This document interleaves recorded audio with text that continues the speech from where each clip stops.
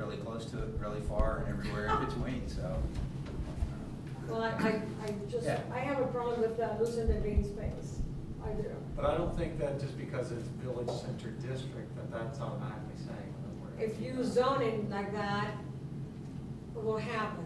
It's an invitation. It's an invitation to do that. It's almost like the famous line from the movie, if you build it, they will come. In this case, they may or may not, and we have a building, we will have built it, and we have to live with it. And in many places, when people are trying to find a green spot, somewhere to make it a little park or anything like that, we are essentially not keeping the green by doing that. Okay. All right, we got wrestling here for this issue. Other items in chapter 3. So the old will be resurfaced in chapter 15 as well, correct? Okay. Chapter 4 is supplemental district regulations.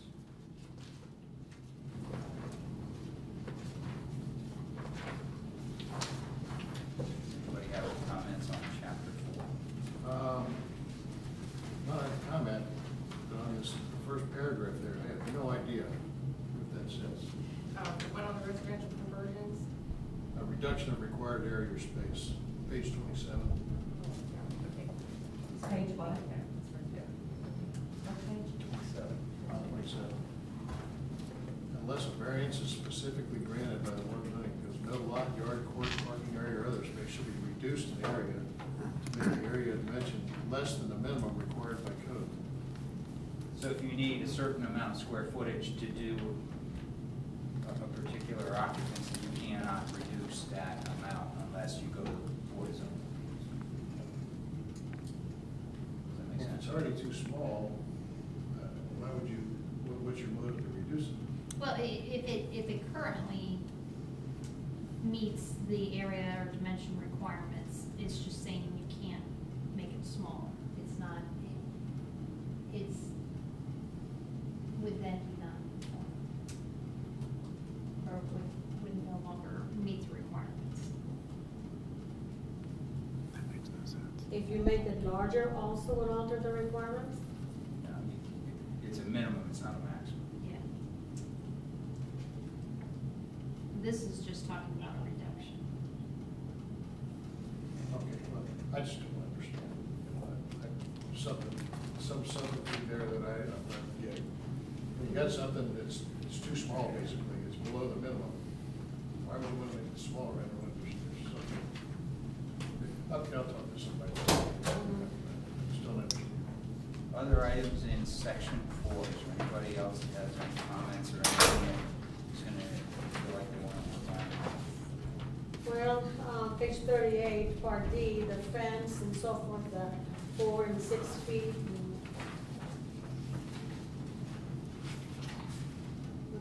There are several parts of it that has to do with the fencing, 4 feet and up to 6 and so forth and higher. Which, Part D on page 38. okay, this addresses regulations for automotive service Okay. stations and repair This garages. is not having to do anything with the house dwellings, okay? 31, page 31. Again, something else, maybe I'm reading it wrong, but this is, they're talking about cellular towers and the regulations regarding cellular towers and other towers. And it says, proposed site meets each of the following conditions, and number 3 was the proposed site is on a lot which is currently used for an institutional purpose such as a school, church, playfield, park, golf course, or other similar use. You're saying that you're more likely to be able to put a tower there? So you can't put one in a residential backyard. But you can put one And in I a school, believe- church, playfield, park, golf course. We can mark this for further consideration, and Todd Kinski with Hamilton County worked pretty hard on this piece. I'm not sure that there are any changes from the existing regulations right now, number 1. And number 2, if I remember correctly, on cell tower stuff, this is highly regulated at the federal level, and we can't really do much except adopt the federal guidelines. Again, it's something I've read. No, yeah. I didn't understand it. Yep, no, that's, So it can only be on an institutional lot. So someplace within the village that is used, provided it meets these other two, where it has no less than 3 acres, and that it has a minimum setback of 200 feet. Like Plus, mobile a 100-foot co- tower's gotta have a 100-foot radius around it. If it falls down, it's, you know. Right, right. It's more protection, I think, so that it's not in a residential area, that it's just. It's like mobile combos, with their town. Yeah. I helped a guy buy a place in a plumbing outfit right after he bought it, a cell tower. Came up to him and said, well, we'll pay you rent for 30 years with the cell tower in it. So this is saying, you've got to meet these requirements, you can't just put it anywhere. Well, yeah, I know that, but I don't know why a school, church, or playfield would be on there. I mean, if you got a 100-foot radius around it, I don't know. Yeah, why would not use the language having to do with federal restrictions instead? I think this is the, Well, that's not worth beating up. Anyway. okay, well, why don't you mark it, and when Todd's here with us, we can address that with him. Page 40, I've got a note.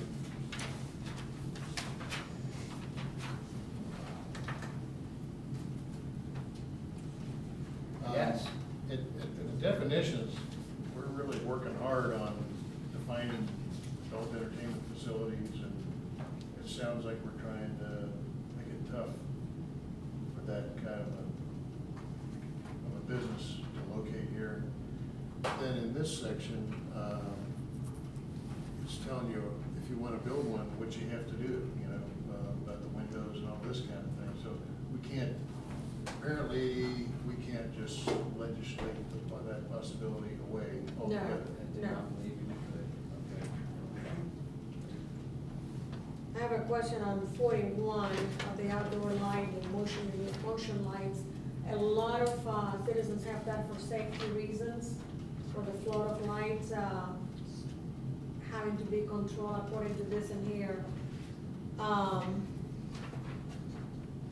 When you have it for safety reasons, I mean, if you start restraining how far that goes, if your neighbor is not complaining and you have it for safety reasons, I think that's too restrictive. The motion lights, the usage of motion lights. Where are you at exactly? 41, 4.7 regulation for outdoor lighting, the height, illumination, shielding, and non-cutoff light and cutoff lights. So, but I mean, this is allowing up to a 16-foot, that's pretty tall. I think correct me if I'm wrong, Maria, you're talking about that this would keep somebody from putting motion sensors on his front porch or on. Correct, correct. And if they're doing it for their safety reason, Well, I How think much this time this is is, that? this is commercial property, I think, isn't it? Even for residential, where do you see it says it prohibits motion detectors?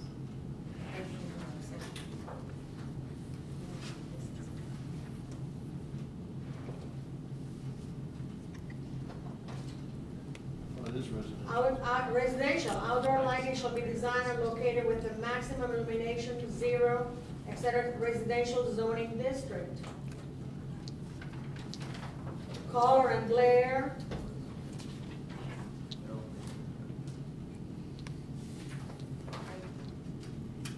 I'm pretty sure. I think what it's, yeah, I think the big issue here is just the focus. If your neighbor chooses to focus the big lamp right on your house, if it annoys you and you call the village, then we have something to enforce. yeah, it says 0-foot candles at the property line in the residential district, so your lighting can't intrude onto my property. That way it's so that But your you can neighbor go- doesn't put a light, the height part is on page 41A. Right. So that it's not so high that now you just lit up my entire yard. when I Or want there's dark. some of those motion lights are going on the sidewalk and it triggers it. And it go further than that into the sidewalk and perhaps some other. Right, but most of the motion lights aren't above 16 feet. You know what I mean? That's 2 stories, isn't it? Great. Yes, it is.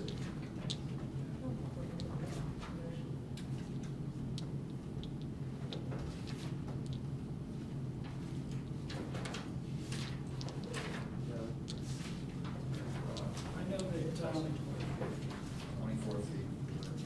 We have a neighbor that sometimes leaves their light on, it lights up our whole dining room. And it's not on all the time, which I'm grateful for, and during the summer I can put an umbrella in front of it when it's left on and forgot about, but it's like ET coming to visit your home. I appreciate that. Okay, if you still have an ongoing concern with this, you can mark it and we Yeah. can talk more about it. And, can I also make another comment that's totally outside of something that you mentioned about, the gentleman from Hamilton County? We need to figure this out with, respectfully saying, with you who were at the conception of this and throughout the gestation, of this, because I don't think that it would be something plausible that, on a non-conforming usage, if someone has to take it to court, since it is, presumably you are guilty until you're proven innocent, that you would have to subpoena Mr. Todd Kinski to go every time to court if someone takes him there. Something that maybe, Mr. Forbes and us should be able to figure out, that we don't have to have ratifications of everything. The reason that I'd like to have Mr. Kinski here for the discussion is sometimes he can provide like a historical perspective, or he can provide case law as to why something was put in codes or why you wouldn't want to put something in a code to help us as we work through these pieces. But if we cite somebody and there is legal action, I don't think it's incumbent upon us to have Mr. Kinski as an expert witness or at a trial or any kind of, judicial. Because, that could very well happen. That you have to prove the non-conforming by a picture or by some sort.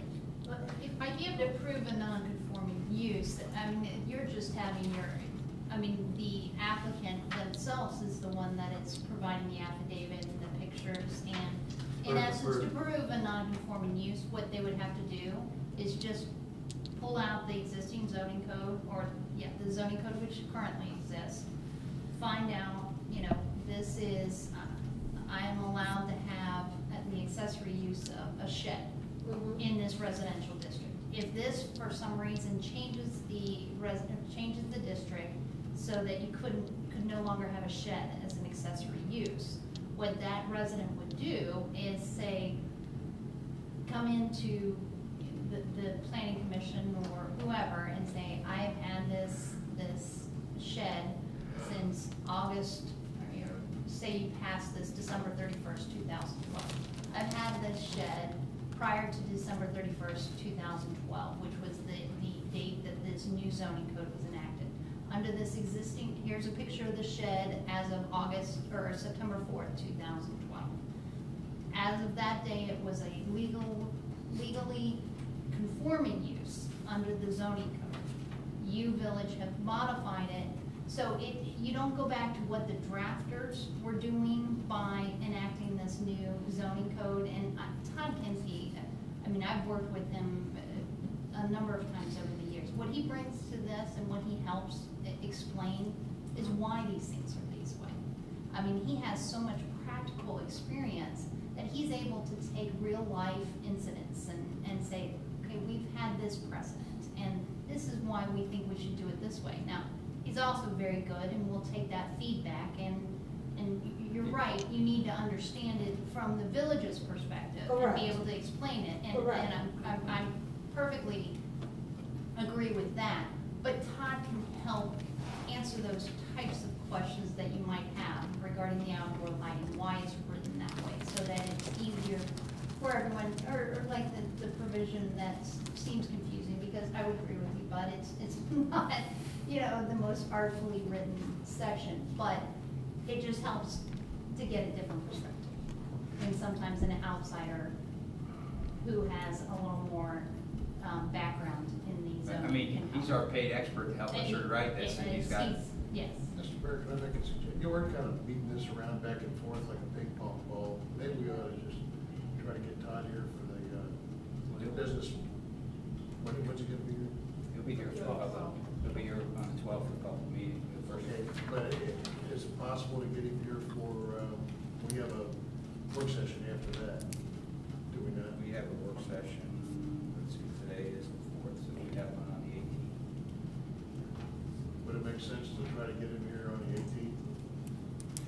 Kind of maybe just wade through this stuff then, and that would give Jeff, is it a bit too busy there? That's fine, I was gonna kind of end conversation now, because we're. Oh, We we have have time anyway, yeah. But he's gonna do that on the 12th anyway, right? Yeah, but on the 12th, what I'm concerned with is that the people that are going to bring forth their concern, he's going to be answering constantly to their concerns, which is okay. But we need to understand this as well, because I was driving around, Mr. Dries, and I would have to say that at least half of the sheds that I've seen around there, they are exceeding the 100 square feet. So that means if anybody's going around with a pen and pencil, all of these folks are going to have to prove the non-conforming use. It's a lot. It would be anybody who comes up with a new permit, they fill out an application for a building permit, or, whatever the process is for whatever they're doing, that's when you'll do it. We don't want to catch all the people that's existing, correct? Those items are existing and we're conforming under the old code, so we can't just go tell them they have to redo it. It would be new ones that come forward. Yes, I mean, if there is an existing use, I mean, how some of this comes to light is if you are having a zoning inspection, someone applies for a new building permit or, goes to change something. Those are the ways those issues come up in the non-conforming use. You don't have to, look at your property, examine the zoning code and say, oh, wow, my house is 2 square feet off. You don't have to come in to the village office and say, I'm 2 feet off, fix this. So that's not how it would come about. It would be a change. Does it cost have a good time here for the work session? Sure.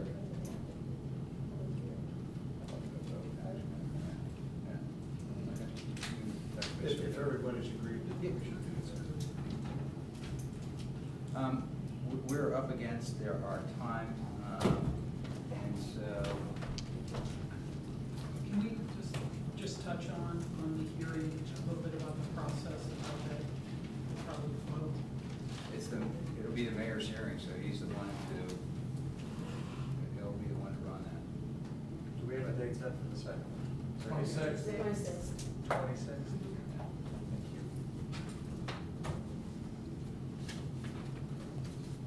We don't know. I'd like to make a motion to adjourn. Want your calendar first? Hold on, we got 2 calendars, yeah. All right, I got October 5th, the craft show from 6 to 10 for the fire department. September 19th, Recreation Commission, What time is that? 8 o'clock. What was the date again? 9/19. 9/24, government affairs, laws, and rules at 9 o'clock.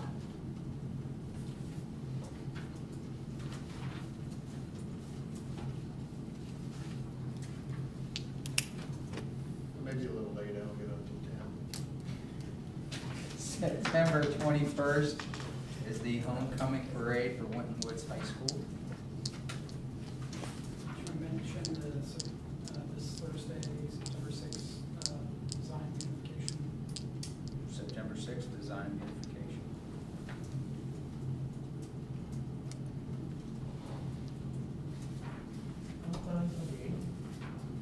Did you do the city barbecue fundraising? Was October 9th. October 9th, city barbecue. You gotta take in the sheet. Got to take in the sheet, correct. The first public hearing on the planning commission draft of the zoning code is September 12th at 7 o'clock.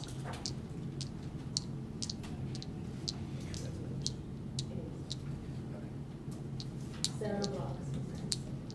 And the 26th would be the second one. Got that, Kathy?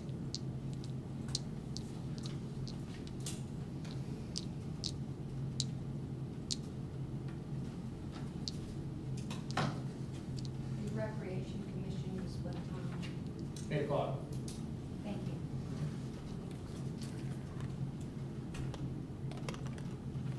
Margaret, you got a meeting?